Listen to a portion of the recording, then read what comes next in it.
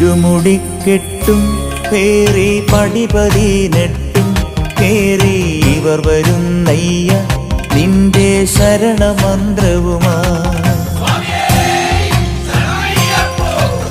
നട തുറന്നയ്യ ദർശന സുഹൃതമേകണമേ, നിന്റെ മിഴി തുറന്നയ്യ കനിവിൻ അമൃതു ചൊരിയണമേ. ഇരുമുടിക്കെട്ടും പേറി പടിപതിനെട്ടും കേറി ഇവർ വരുന്നയ്യ നിന്റെ ശരണമന്ത്രവുമാ.